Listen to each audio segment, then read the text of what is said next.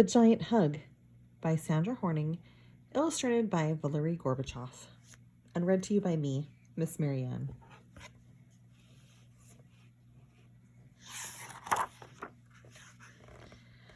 "What do you want to send Grandma for her birthday?"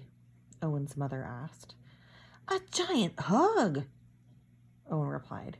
He opened his arms as wide as he possibly could to show how giant the hug would be. "Do you want to draw a picture of you hugging Granny?" his mother asked. "No," Owen said. "I want to send her a real hug. I'll give the mailman a hug and ask him to send it to Granny." They gathered their letters and walked to the post office in town. Soon, they got to the front of the line, and Mr. Nevin called out, "Next."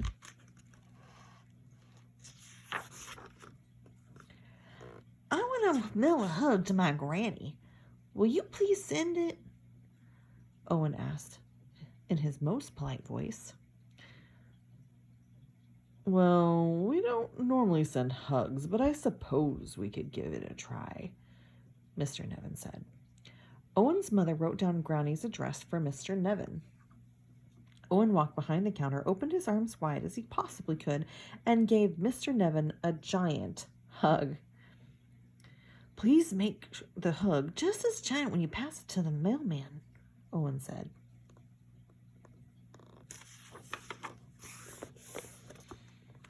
"Oh, I won't see the mailman who delivers it to your Granny. I give the mail to Mrs. Porter, who sorts it and puts it in a truck to the big city. After that, it's put on a plane and flown across the country," Mr. Nevin said. "Well, you'll have to hug Mrs. Porter then," Owen said as Mrs. Nevin carried the mail to Mrs. Porter. Mr. Nevin looked down awkwardly at Miss Porter as he handed her the mail and the address of Owen's Granny. He blushed and mumbled, "And, here's the hug." Mr. Nevin opened up his arms as wide as he possibly could and gave Mrs. Porter a giant hug.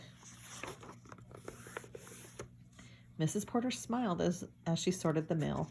Just then the driver came to collect the mail bound for the big city. As the driver listed the last heavy bag of mail, Mrs. Porter said, "Leroy, there's one more thing. Someone is sending a hug to his Granny. Here's the address, and here's the hug." Mrs. Porter opened her arms as wide as she possibly could and gave Leroy a giant hug. Leroy laughed and said, "Now that's the piece of mail you don't see too often."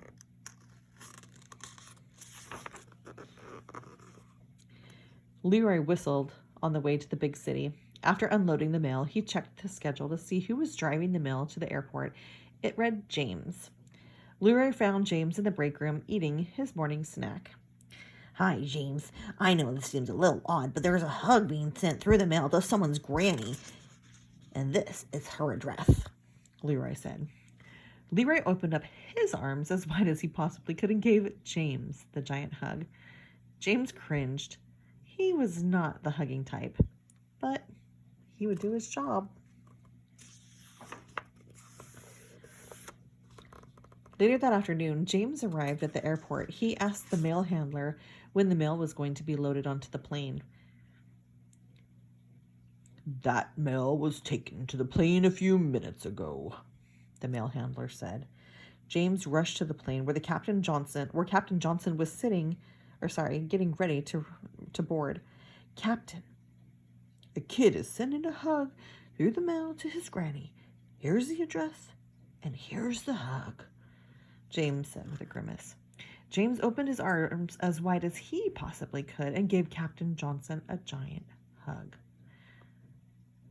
"Now isn't that a grand way to start the day?" Captain Johnson bellowed. When the plane landed, Captain Johnson walked to the airport office.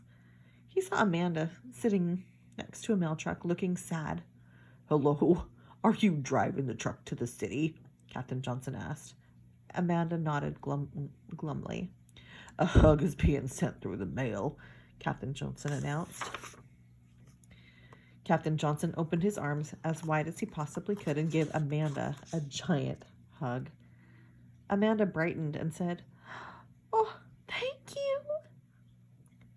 She bobbed her head to the music as she drove. After unloading the mail, Amanda went to find Chad, the driver that was taking the mail to Granny's town.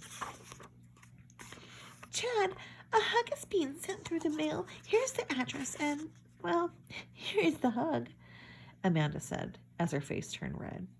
Amanda opened her arms as wide as she possibly could and gave Chad a giant hug. Chad chuckled and said, "Finally, do you want to go dancing tonight?" "I'd love to," exclaimed Amanda. Chad kicked up his heels and hopped in his truck. Early the next morning, Chad drove to Granny's town. As he prepared to return to the city, he remembered the hug. "Who'll be driving the mail to Penside today?" Chad asked the supervisor. "Shelley, but she's not here yet," Miss Greenberg replied as she adjusted her glasses.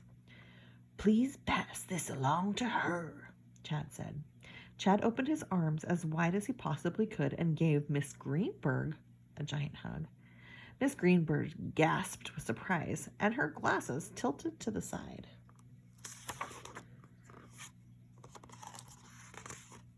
"Shelley, I need a word with you," Mrs. Greenberg called when Shelley arrived. A hug is being sent through the mail to a boy's granny, and you're the mailwoman delivering it," Mrs. Greenberg said. Mrs. Greenberg opened her arms as wide as she possibly could and gave Shelley a giant hug. "Granny will be delighted," Shelley exclaimed. Shelley stopped to smell the flowers as she delivered mail from door to door. She saw Granny gardening in the yard. "Miss Lewis, I have a special delivery for you," Shelley said. "Your grandson has sent you a hug." Shelley opened her arms as wide as she possibly could and gave Granny a giant hug. Granny grinned and said, "That's the most wonderful piece of mail I've ever received. You send that grandson of mine a big kiss." Granny puckered up her lips and gave Shelley a big, wet kiss on the cheek.